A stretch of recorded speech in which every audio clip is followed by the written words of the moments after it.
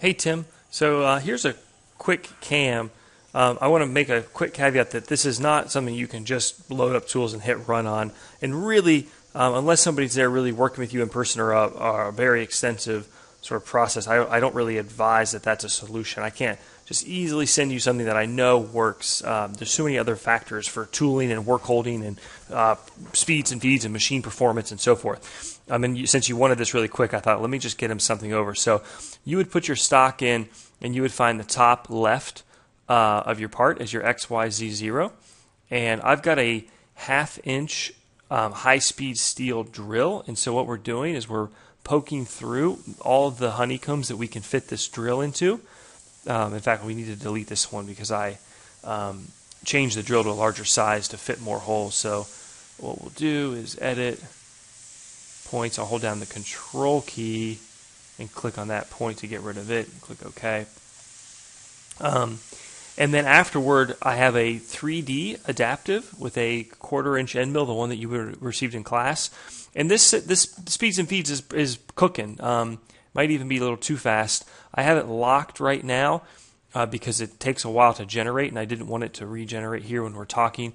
But two things. One is that no end mill is going to be able to machine tight inside corners like this, and that's exacerbated on smaller parts, and then this end mill can't even get into these nooks and crannies. So you could use a 1/8 inch or something smaller end mill, but that's really going to increase your cycle time. And as it is, this is about an hour just for this 3/8 inch tool, or excuse me, 1/4 inch tool.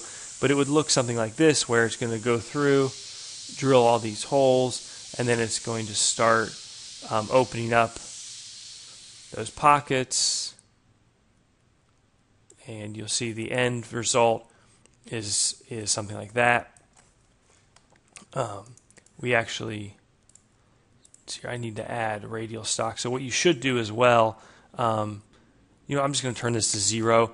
What you should do is then do a 2D contour cleanup on all of these hexes as well as along this inside wall right here. I don't have that in here right now. I'll add that for the inside wall here after I stop the video. Then what you would do is move it to a fixture plate or a screw down plate. If we make one, I would probably literally use like the little mini pallets that we sell where you've got a bunch of 1/4 inch holes that you can screw this down through the honeycomb with some washers into. And then your XY0, you've got this nice straight plane here that you've machined, this wall, so you're going to indicate that in to make sure it's true, running along X.